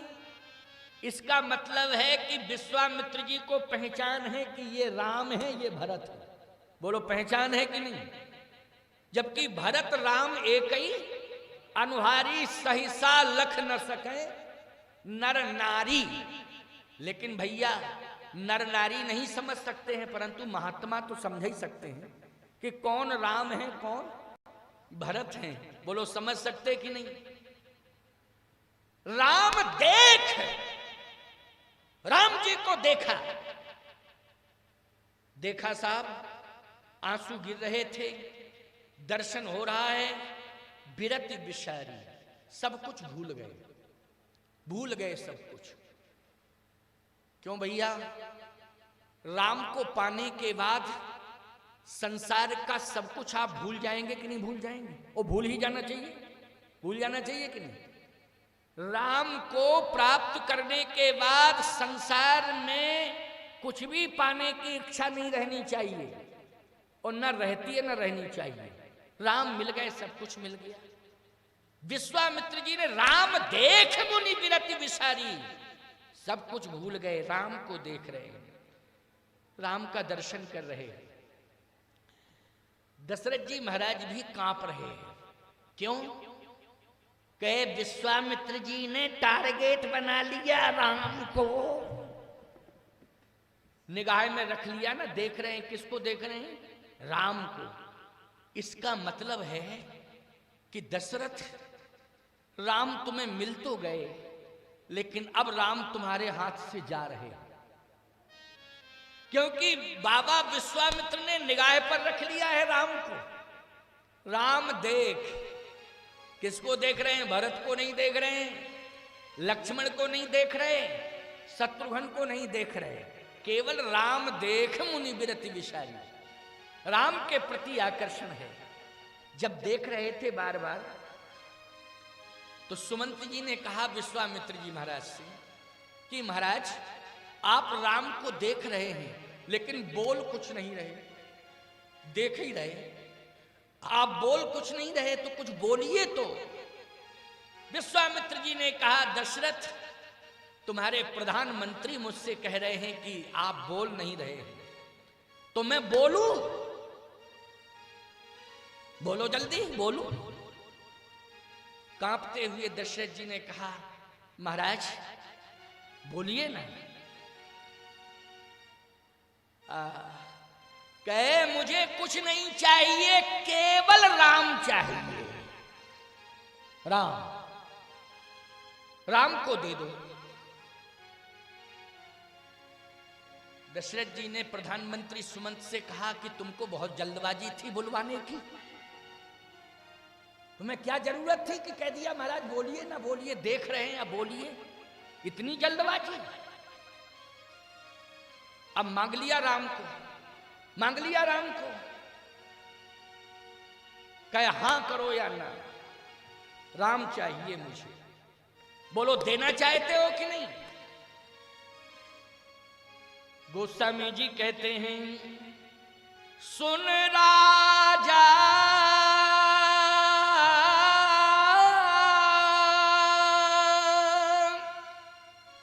अति प्रिय बानी, हृदय कंप मुख दुति कुम्भला। बोलो यही मनोदशा हो गई दशरथ जी की कि नहीं? सुन राजा, अति अप्रिय वाणी। ये प्रिय वाणी नहीं लगी दशरथ जी को, अप्रिय वाणी लगी। अच्छा एक बात बताओ, हम आपसे कहें दाम दो, महाराज कैसे आए? दाम लेने आए। बोलो वाणी अप्रिय लगेगी कि नहीं लगेगी? अरे महाराज आए और मांगने लगे दाम, अरे पता चलता तो पहले ही दूसरे गेट से निकल जाते आराम से, लेकिन क्या करें, अब तो फंस ही गए हैं। अरे महाराज कोरोना का काल चल रहा है, दाम कहां धरे? अप्रिय वाणी लगेगी। वो हम कह दें हम राम लेने आए, राम चाहिए, तो तुरंत दौड़ोगे अपने घर में जहां पर राम रखे होंगे, कहे महाराज बहुत ही अच्छे आए, आप ले जाओ, पूजा आप ही करना, हम तो परेशान हैं 3 महीने से, ले जाओ ले जाओ, बहुत अच्छी बात है, ले जाओ पूजा करना, आप बहुत अच्छे आए महाराज, भगवान ने बड़ी कृपा की। पूजा करने वाला कोई नहीं था, लेकिन आप मांगने चले आए, इससे अच्छी बात और क्या होगी? क्यों आज लोग प्रसन्नता से दे देंगे कि नहीं दे देंगे? जल्दी बोलो। तुरंत देंगे, तुरंत देंगे। लेकिन प्यारे आज कोई दाम नहीं देना चाहता है, राम को सब देना चाहते हैं। लेकिन दशरथ जी दाम देना चाहते हैं, लेकिन राम को नहीं देना चाहते हैं। राम देत नहीं बनत गुसाई। फिर देना क्या चाहते हैं? के मांगहु भूमि धेनु धन कोसा, ओ सरबस आज देहु से रोसा। लेकिन देह प्राण ते प्रिय कछु नाही, ओ सो मुनि देव निमिख इक माही। सब सुत मोह प्राण की नाई, राम देत नहीं बनत गुसाई राम को नहीं दे सकता। खजाना खुला है, जितना चाहिए उतना ले जाओ। गौशाला में गौएं हजारों की संख्या में, जितना चाहो महाराज उतना ले जाओ। खजाना भरा पड़ा है, जितना चाहो उतना ले जाओ। यहां तक मैं सब कुछ दे सकता हूं, प्राण भी दे सकता हूं, लेकिन राम नहीं दे सकता हूं। राम देत नहीं बनत गुसाई, राम को नहीं दे सकता। दाम से प्रेम नहीं है, राम से प्रेम है। बोलो है कि नहीं? राम से प्रेम है, दाम से प्रेम नहीं। राम को तो नहीं दे सकता। विश्वामित्र जी ने कहा राम की ही जरूरत है और राम नहीं दे सकते हो, तो तुम्हें मालूम है कि तुम्हारे कुल की परंपरा क्या है? कहे महाराज परंपरा क्या है? मंगल लहै न जिनके नाही, ते नरवर थोड़े जगमाही। रघुवंश की परंपरा है कि मांगने वाले कभी मना सुन के नहीं गए। ये रघुवंश की परंपरा है। इसका मतलब है कि तुम परंपरा को चैलेंज कर रहे हो, चुनौती दे रहे हो। मांगने वाले कभी मना सुन के नहीं गए, ये परंपरा है, तुम्हारे कुल की परंपरा है। लेकिन कुल का धर्म नहीं निभा पा रहे हो दशरथ। एक मांगने वाला साधु आया कि मुझे राम चाहिए, राम नहीं दे सकते हो तुम। मैं जा रहा हूं, लेकिन विमुख होकर के जा रहा हूं, उदास होकर के जा रहा हूं। दशरथ जी ने कहा रुको महाराज, रुको रुको रुको रुको रुको। विश्वामित्र जी की ललकार, क्यों भाई? कांप गए दशरथ जी। वैसे सुन के ही कांप रहे थे और कांप गए। कहा मैं जा रहा हूं, उदास होकर के जा रहा हूं, विमुख होकर के जा रहा हूं। दशरथ, तुम कुल का धर्म नहीं निभा रहे हो। तुम्हारे दरवाजे से कोई मांगने वाला मना सुन के नहीं गया। बोलो यही परंपरा है कि नहीं? रघुवंश की यही परंपरा है। कहे रुको महाराज, रुको रुको रुको रुको। रुक गए विश्वामित्र जी महाराज। कहे सत्य कह रहा हूं महाराज। चरण पकड़ लिए विश्वामित्र जी के महाराज दशरथ ने। कहा महाराज सत्य कह रहा हूं, हमारे कुल की परंपरा ये है कि मांगने वाले कभी मना सुन के नहीं जाते हैं। लेकिन मैं मजबूर हो रहा हूं। क्यों? क्योंकि हमारे राज्य की संपत्ति होती या हमारे कुल की संतान होती तो मैं देने को तैयार था। राज्य की संपत्ति है इसलिए मैं देना चाहता हूं। लेकिन राम जो मुझे पुत्र के रूप में प्राप्त हुए हैं वो मेरे पुरुषार्थ से नहीं हुए हैं, गुरुदेव की कृपा से हुए। इसलिए गुरुदेव कह दे तो हम दे दें। अब समझना इस बात को। ये प्रसंग जो है बहुत महत्वपूर्ण है। गुरु की बात आ गई फिर सामने की नहीं आई, गुरुदेव की बात फिर आ गई सामने। अच्छा, ये बात भी बिल्कुल सत्य है। परमात्मा पुरुषार्थ से मिलता है कि गुरु की कृपा से मिलता है? गुरु की कृपा से मिलता है। तो राम को आप लेना चाहते हैं। मेरा धर्म है कि जो कुछ भी आप मांगे मैं दे दूं, लेकिन मेरा हो तब ना दूं। पराया नहीं दे सकता हूं, दूसरे का रखा हुआ धन। बोलो कैसे दे दूं? राम मुझे धरोहर के रूप में प्राप्त हुए हैं।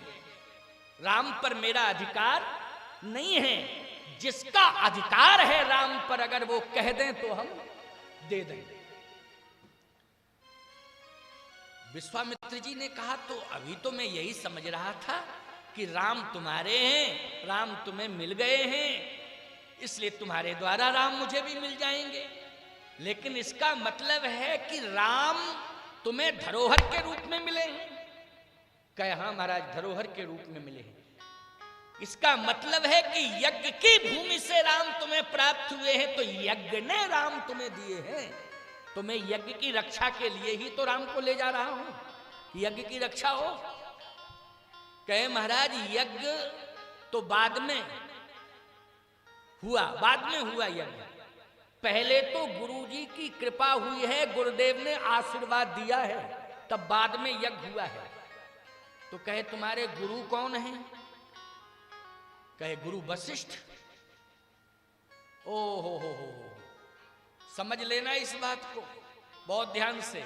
महाराज श्री दशरथ ने बुद्धि का पूरा प्रयोग किया था, बुद्धि का पूरा प्रयोग किया। और एक बात बताएं, बुद्धि कौशल से आप संतों को प्रभावित नहीं कर सकते, ये बात समझ लीजिए। क्योंकि संतों के मर्म को समझने के लिए बुद्धि की जरूरत नहीं है, संतों के मर्म को समझने के लिए श्रद्धा की जरूरत है। किसकी जरूरत है? श्रद्धा की। यदि श्रद्धा होगी तो संतों के मर्म को समझ लोगे, और बुद्धि कितने लगाते रहो, खोपड़ी का व्यायाम तो हो जाएगा लेकिन समझ कुछ नहीं पाओगे। महाराज श्री दशरथ ने बुद्धि का प्रयोग किया। क्या? कि अगर हम विश्वामित्र जी से ये कह दें कि राम जी तो वशिष्ठ जी महाराज की धरोहर हैं, तो तुरंत ही वापस चले जाएंगे कि 100 बेटा तो पहले ही हम जला चुके हैं, भस्म कर चुके हैं वशिष्ठ जी के, अब राम जी को काहे को देंगे वो है? राम यदि वशिष्ठ जी से हम मांगे तो काहे को देंगे जब 100 बेटा पहले ही भस्म कर चुके हैं। अपने आप ही जो है दशरथ जी सोच रहे बिना मांगे ही चले जाएंगे महाराज विश्वामित्र। इसलिए महाराज श्री दशरथ ने बुद्धि का प्रयोग किया। यहां बोलो, किया बुद्धि का प्रयोग क्यों? हंस पड़े विश्वामित्र जी। वशिष्ठ जी महाराज की धरोहर हैं राम, आखिर हैं तो वो संत ही, और मैं भी संत हूं।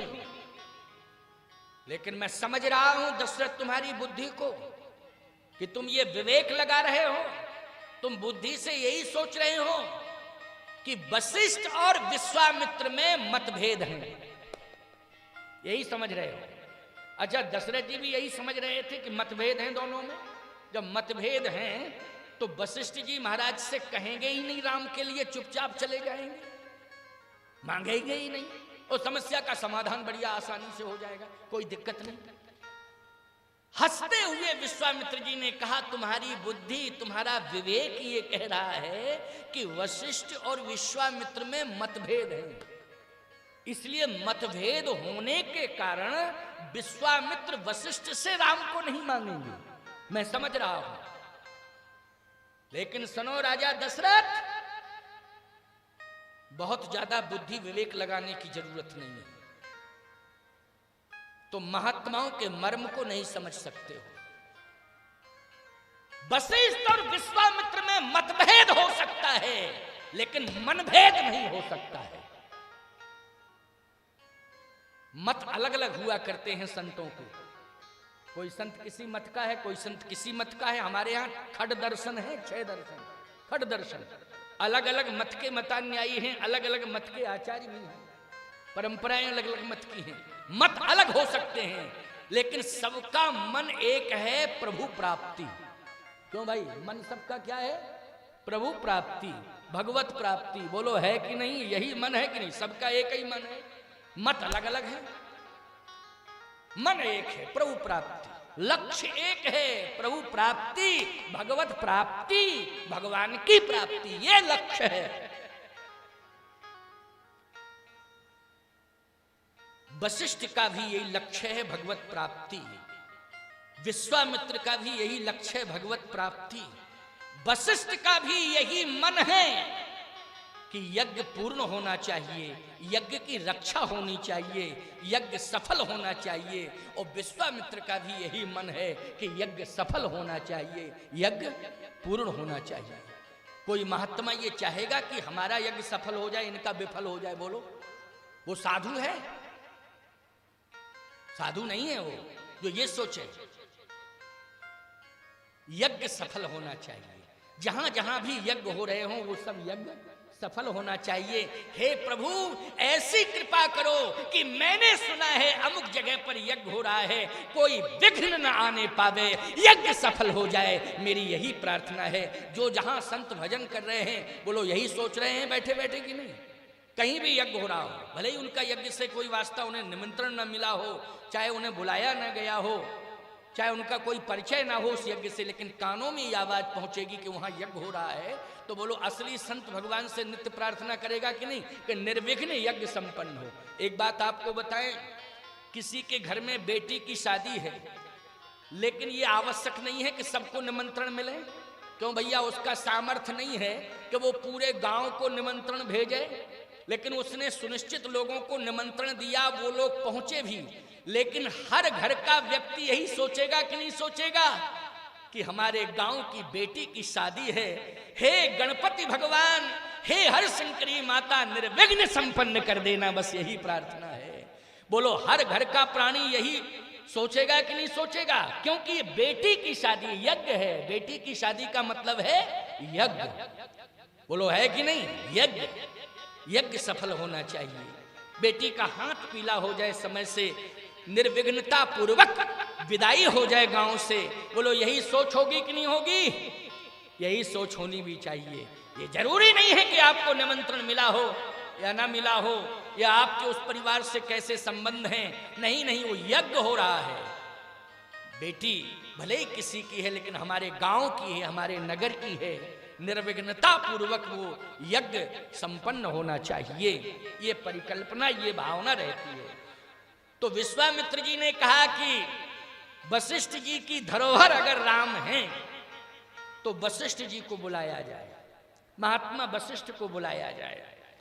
अब प्यारे, बहुत महत्वपूर्ण बात है ये। वशिष्ठ जी को बुलाया गया, वशिष्ठ जी महाराज आए, और जैसे ही वशिष्ठ जी ने विश्वामित्र जी को देखा कि महात्मा विश्वामित्र जी बैठे हुए हैं, तो अपनी आसन की ओर नहीं गए। वो वशिष्ठ जी जो बैठने के लिए सुनिश्चित आसन था वशिष्ठ जी के लिए, वहां नहीं गए, दौड़ के विश्वामित्र जी की ओर, विश्वामित्र जी जहां बैठे थे उस स्थान की ओर गए। और विश्वामित्र जी ने जैसे वशिष्ठ जी को आते देखा तो खड़े हो गए। साहब, ये आदान प्रदान की परंपरा है। खड़े हो गए और वशिष्ठ जी महाराज ने दौड़ करके विश्वामित्र जी की भुजाओं को पकड़ा और हृदय से लगा लिया। और जैसे ही वशिष्ठ जी ने विश्वामित्र जी को हृदय से लगाया, दशरथ जी ने माथा पकड़ लिया, कन्फर्म हो गया राम अब चले गए।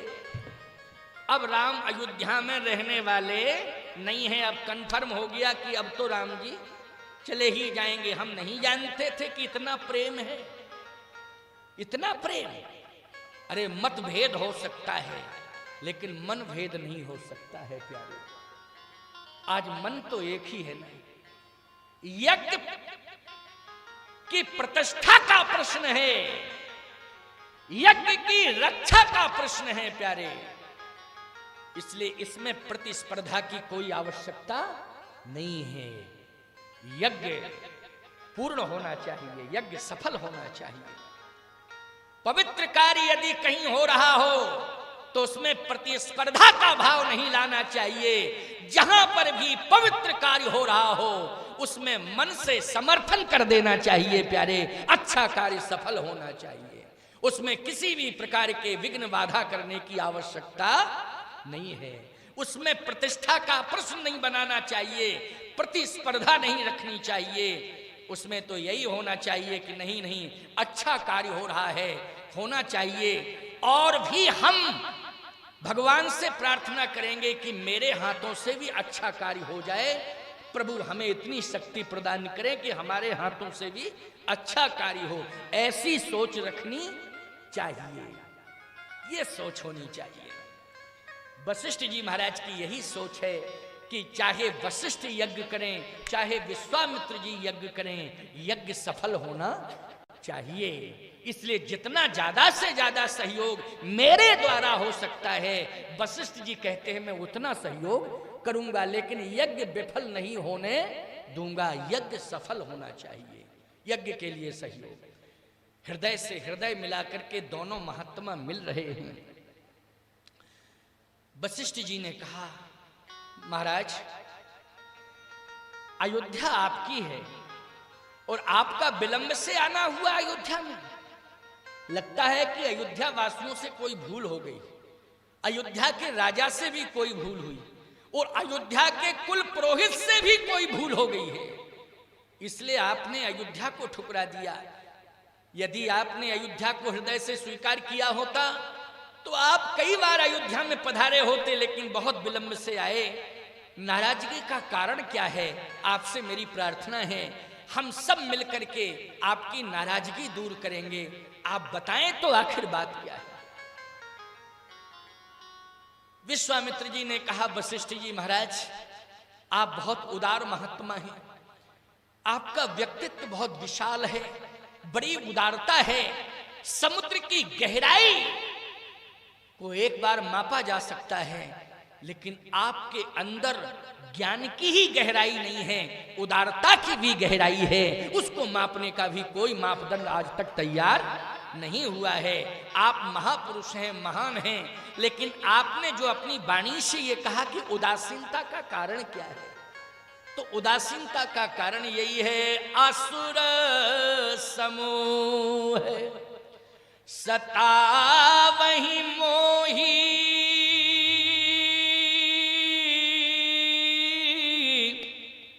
राक्षस मुझे सता रहे हैं और यज्ञ नहीं करने दे रहे हैं, इसलिए यज्ञ की रक्षा के लिए मैं अयोध्या में आया। तो महाराज यज्ञ की रक्षा अवश्य होगी। कहे, आशा की किरण निराशा में बदल रही है। कैसे? कहे, अयोध्या का राजा अपना बयान दे चुका है कि सब सुत मोह प्राण की नाई, राम देत नहीं बनत गोसाई। अयोध्या का राजा बयान दे चुका है कि राम को नहीं दे सकता हूं। आप ही बताएं महात्मन, क्या धन से यज्ञ सफल होता है? धन से यज्ञ सफल नहीं होता है। यज्ञ तो भगवान की कृपा से सफल होता है। बोलो, होता है कि नहीं?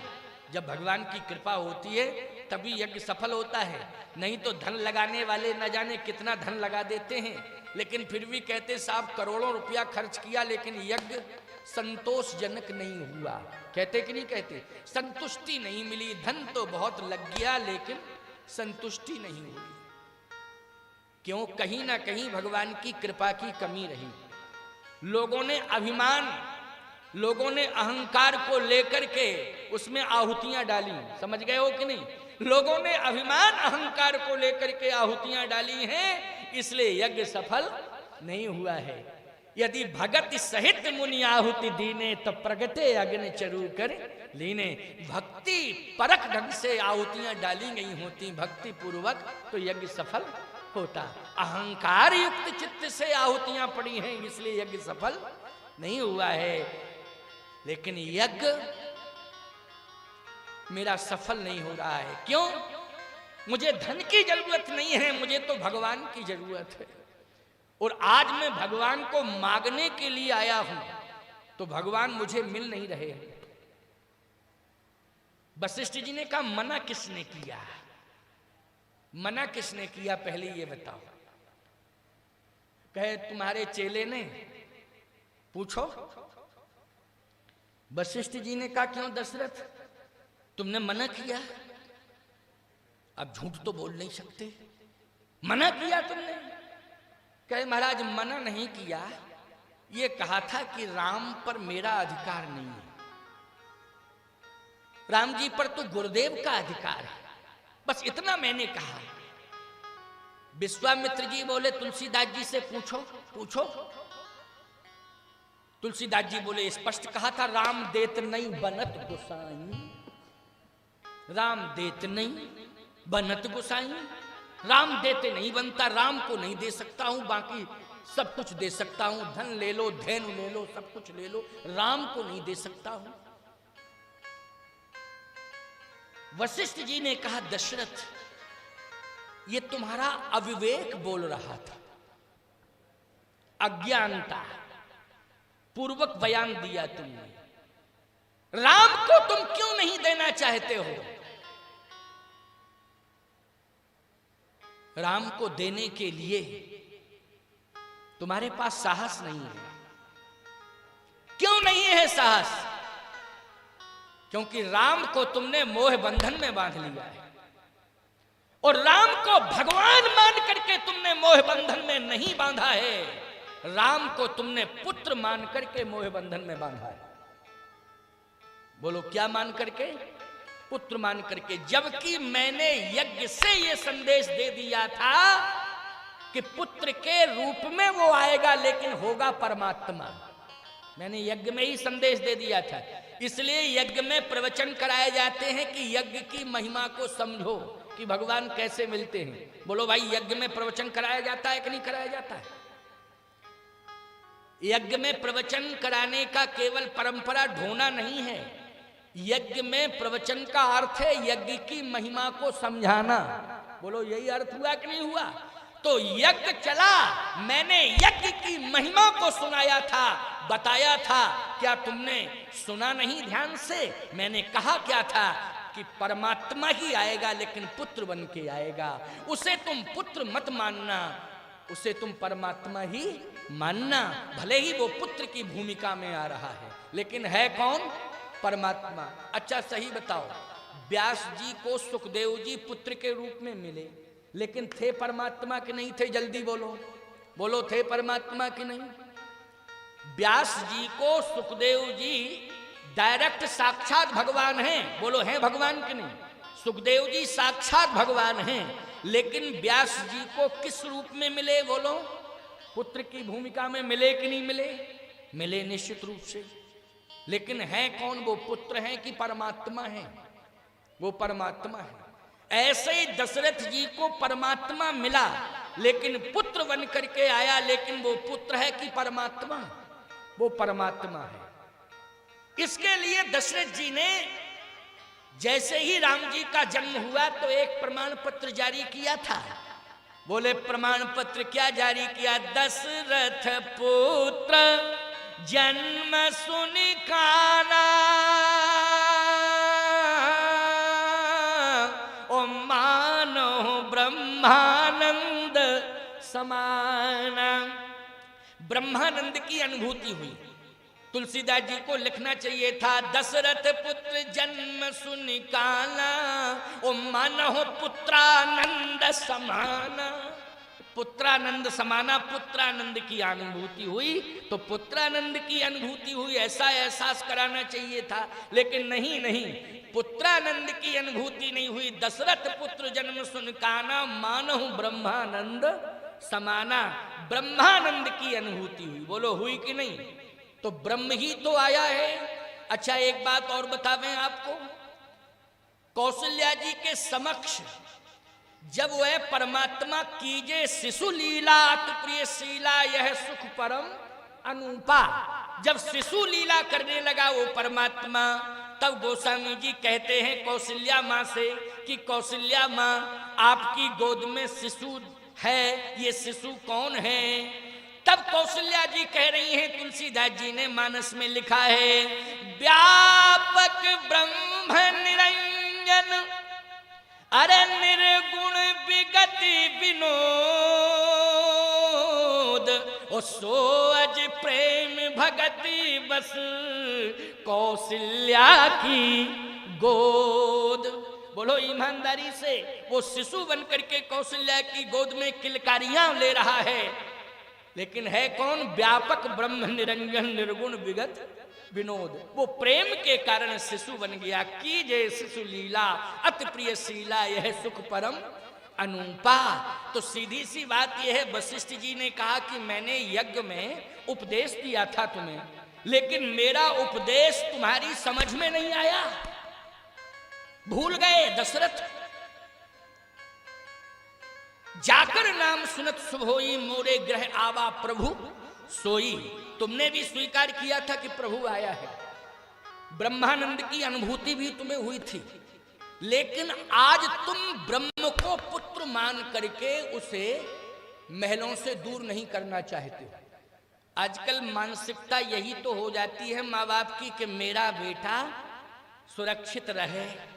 क्यों भाई? यही मानसिकता होती, सुरक्षित रहे। और थोड़ा सा बाहर निकले, देखो देखो देखो देखो कहां चला गया है? अरे रक्षा करने वाले तुम हो, रक्षा करने वाला है परमात्मा। बोलो रक्षक कौन है, जल्दी बताओ। प्रहलाद की रक्षा माँ बाप ने की थी कि भगवान ने की थी? बोलो। भागवत सुनते हो और गर्दन भी हिलाते हो, मानते नहीं हो, लेकिन बस बात यही है, मानते नहीं हो। प्रहलाद की रक्षा माँ बाप ने नहीं की थी। बाप तो प्राण ही लेने के लिए तैयार था, बोलो था कि नहीं था?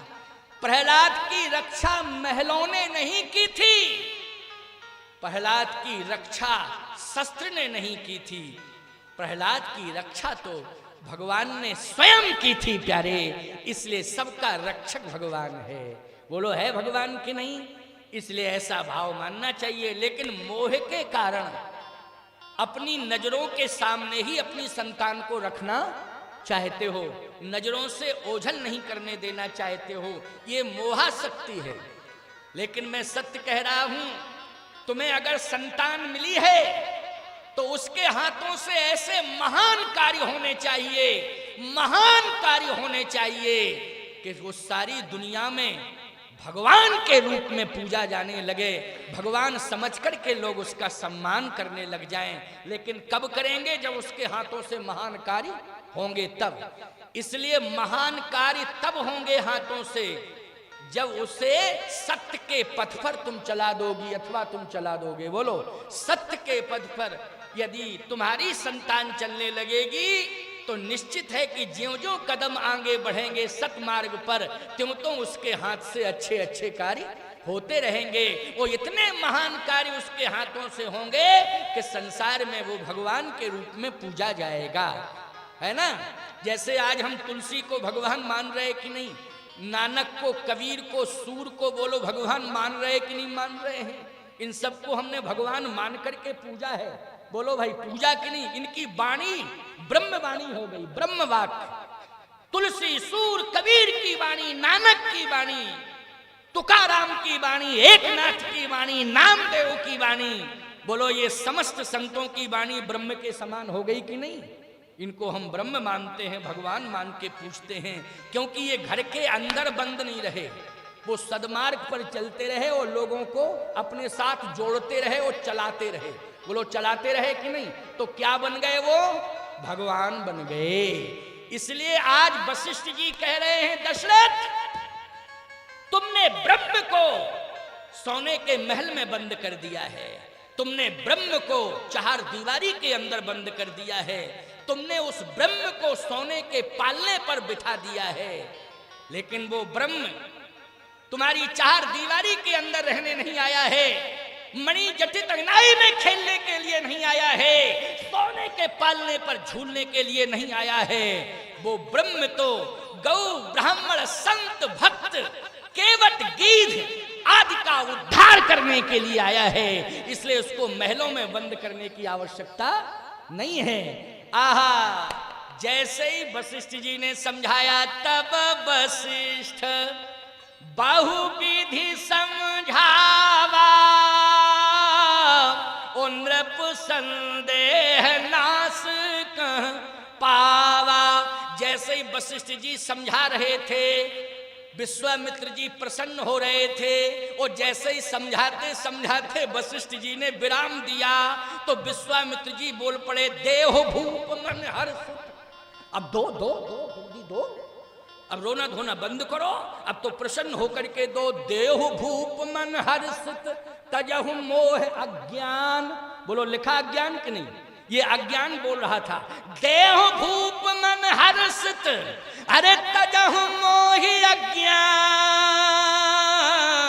और धर्म सुजस प्रभु इन कह, तुम कह अति कल्याण। अब प्रसन्न होकर के दो, उदासीनता बंद करो, समाप्त करो, आंसू आंसू ये ढारना गिराना बंद करो। एक हाथ से राम जी की भुजा पकड़ी, दूसरे हाथ से लक्ष्मण जी की भुजा पकड़ी। साहब आपको लक्ष्मण जी कहां से आ गए? मांग तो रहे थे राम जी को, लेकिन लक्ष्मण जी की भुजा प्रमाण है, मोरे प्राणनाथ सुत दो। तो सुत दो का अर्थ मानी एक नहीं दो, और दो में भरत नहीं आ रहे, शत्रुघ्न नहीं आ रहे हैं। बोलो दो में संकेत लक्ष्मण के लिए मिल रहा है कि नहीं मिल रहा? दो में संकेत किसके लिए मिल रहा है? लक्ष्मण के लिए। अब इसमें भी एक बड़ा मनोहारी प्रश्न है, बड़ा महत्वपूर्ण प्रश्न है, और बहुत ध्यान से सुनना। मांग रहे थे राम को कि मुझे राम चाहिए। दशरथ जी भी कह रहे थे राम देत नहीं बनत गुसाई। लेकिन यहां मोरे प्राणनाथ सुत दो, यहां दो की बात आ गई। अब राम के साथ दूसरा कौन है भैया? तो समझना, जैसे ही का देहु भूप मन हर्षित और तजहु मोह अज्ञान, तो वशिष्ठ जी ने राम जी का हाथ पकड़ा और चरणों में डाल दिया। और जैसे ही चरणों में डाला तो विश्वामित्र जी ने राम को हृदय से लगा लिया। साहब बाहें पकड़ी और हृदय से लगा लिया। और जैसे हृदय से लगाया तो भरत जी तो संकोच में पीछे खड़े थे, लक्ष्मण जी तुरंत पीछे खड़े हो गए। लक्ष्मण जी राम जी को हृदय से लगाया और तुरंत जो है लक्ष्मण जी राम के पीछे खड़े हो गए। विश्वामित्र जी समझ गए, ओहो ये ऐसा प्राणी है कि राम के बिना रह नहीं सकता, राम के बिना रह नहीं सकता है। समझ में आ गई बात, क्योंकि मैंने राम को हृदय से लगाया तो भरत तो दूर खड़ा है बेचारा, शत्रुघ्न भी भरत के पीछे खड़ा है, लेकिन ये तुरंत राम के पीछे, और इस भाव के साथ कि मुझे अलग क्यों किया जा रहा है। विश्वामित्र जी मनोदशा लक्ष्मण की समझ गए तो तुरंत कहने लगे अनुज समेत देहो।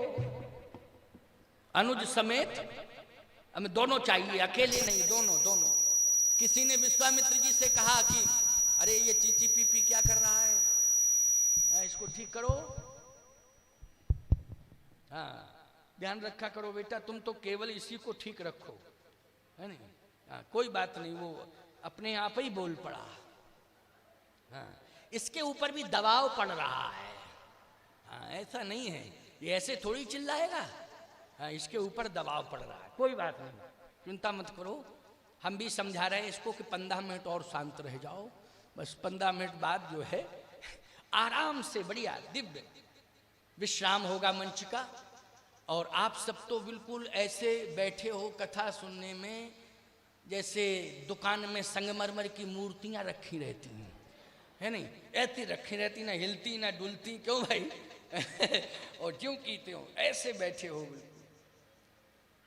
एक मूर्त मंत्र तपस्या जैसी। सबसे बड़ी सफलता तो इस मंच की ये है कि तुम लोगों को शांत कराना तो सहज बात है, परंतु इनको शांति से बिठाना बहुत मुश्किल की बात है। ये डिपार्टमेंट जो इधर का है ना, आप कहो महाराज कैसे? बात यह है कि इनको ज्यों-ज्यों शांत तुम कराओगे त्यों तो इनका टेम्परेचर बढ़ता है ना? शांत आप ही हो जाओगे, लेकिन इनको ब्रह्मा जी नहीं करा सकते हैं शांत।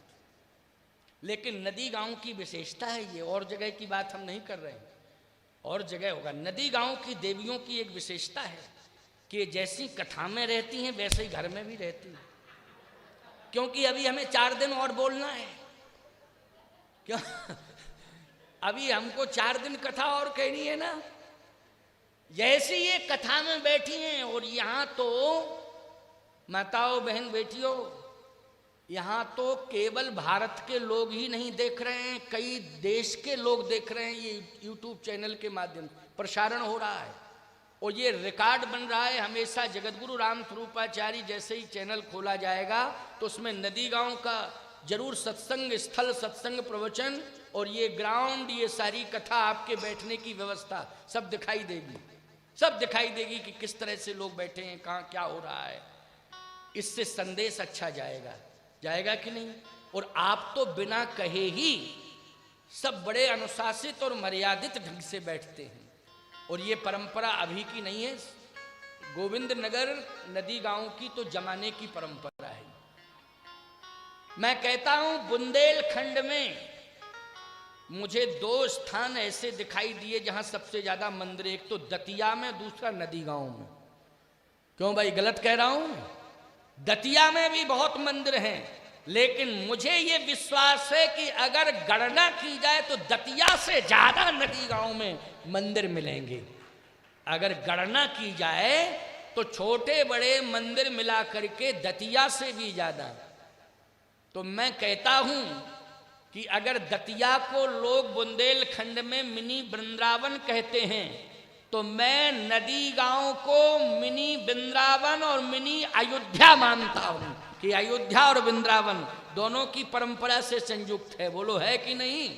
यहां अयोध्या की भी परंपरा है और यहां पर वृंदावन की भी परंपरा है।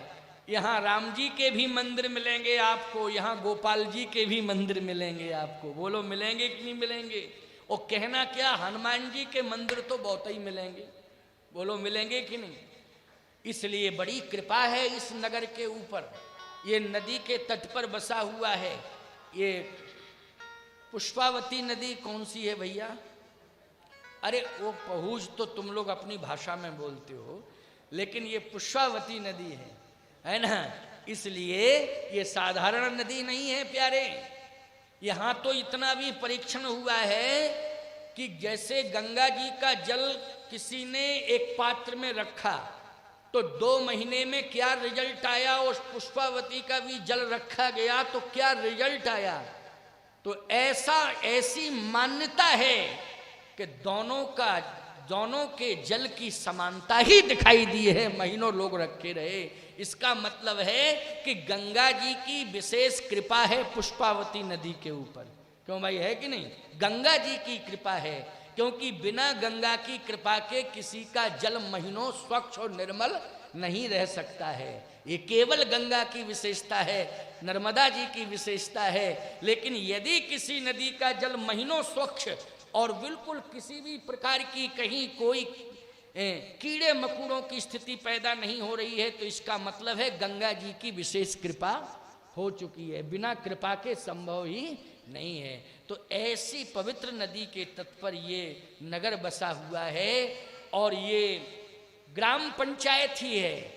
लेकिन सबसे बड़ी विशेषता इस ग्राम पंचायत की ये है कि उत्तर प्रदेश सबसे बड़ा राज्य है, लेकिन उत्तर प्रदेश में प्रथम नंबर पर स्वच्छता अभियान में इसको पुरस्कार मिला हुआ है नगर पंचायत नदी गांव को, और राष्ट्रीय स्तर पर तीसरे नंबर का पुरस्कार नगर पंचायतों में नदी गांव नगर पंचायत को मिला है। इसका श्रेय चेयरमैन अभिमन्यु सिंह को जाता है, जिन्होंने प्रयास करके और संकल्प लेकर इस नगर को स्वच्छ बनाया और इतनी बड़ी सफलता दिलाई कि ये प्रदेश स्तर पर चर्चित नहीं हुई नगर पंचायत, ये राष्ट्रीय स्तर पर चर्चित हुई है। और राष्ट्र में भी तीसरे नंबर का स्थान नगर पंचायत नदी गांव का यदि आया है तो ये अंतरराष्ट्रीय स्तर पर चर्चित हो गई है नगर परिषद, नगर पंचायत। इसलिए भैया मैं कहना चाहता हूं कि स्वच्छता अभियान में, पवित्रता में, विचारों की भी पवित्रता की श्रृंखला जुड़ती जा रही है। सत्संग के माध्यम से, शरीर के श्रम के माध्यम से हमने इस नगर पंचायत को स्वच्छ बनाया है और विकास में भी इस नगर पंचायत को हमने सबसे आगे किया है। लेकिन हमने अंतःकरण की, मन की निर्मलता के लिए सत्संग के माध्यम से भी नदी गांव नगर पंचायत को आगे कर दिया है। प्यारे, ये संदेश अंतरराष्ट्रीय स्तर पर चैनल के माध्यम से जा रहा है।